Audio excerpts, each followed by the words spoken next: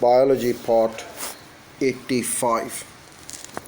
Reabsorption of water. Most regions of kidney tubules are concerned in one way or another with the reabsorption of water.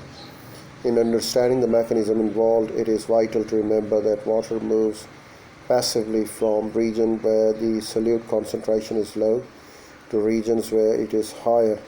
That is, the water tends to follow the actively transported ions. It is also important to note that the rate of water movement depends on the permeability of the lobule. The first convoluted tubule and the descending limb of the loop of the Henle are freely permeable to water, but ascending limb of the loop of Henle and the second convoluted tubule and the collecting duct at all have a restricted permeability, which is subject to hormonal control. 85 to 90% of the water is reabsorbed in the region of the first convoluted tubule. This is something called obligatory reabsorption and occurs for two reasons. Firstly, liquid and small solubles are lost from the blood passing through the glomerules, while plasma protein molecules are retained.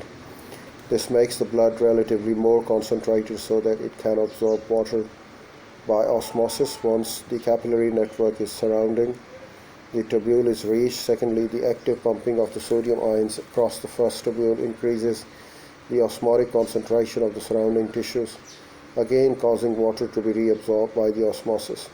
Much of the remaining water is reabsorbed across the second convoluted tubule or from the collecting ducts as the result of the remarkable mechanism which will now be explained. If the content of the tubule are analyzed different points, it is found that the content of the first convoluted tubule have the same overall concentration as the surrounding tissues fluid. On the other hand, the contents of the second convoluted tubules are less concentrated, while the urine is more concentrated than tissue fluid. It can be concluded that number one, the filtrate is diluted in the loop of Henle, and that the water is extracted from the urine is processed through the collecting duct. The explanation of these facts requires an understanding of the counter current multiplier mechanism of the nephron, which is described below. The system depends upon an active pumping mechanism which forces sodium and chlorinization out of the ascending limbs of the loop of the Henle.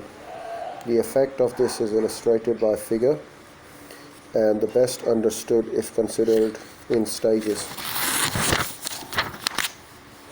Well, one can imagine that fluid in the loop of Henle is stationary, as sodium plus and chlorine negative ions are pumped out of the ascending limb as they accumulate in the extracellular fluid.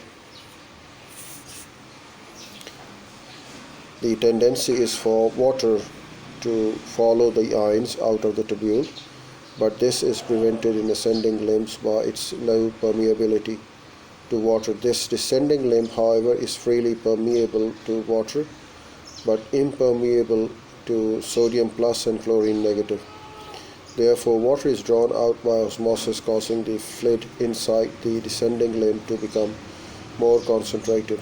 Number two, now consider what happens when new glomerular filtrate enters the tubule and starts to flow around the loop of Henle.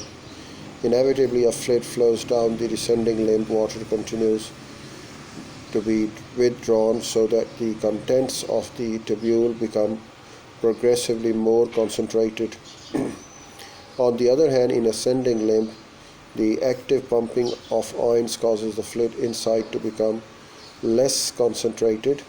The net result of this is to produce maximum concentration at the extreme tip of the loop of Henle, both inside the tubule and outside the extracellular fluid.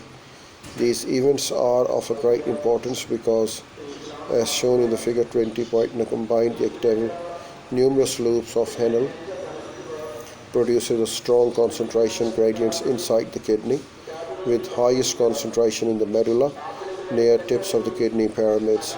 These high concentrations can cause large quantities of water to be reabsorbed by osmosis from the collecting ducts, thereby concentrating the urine as it passes through. The ability to produce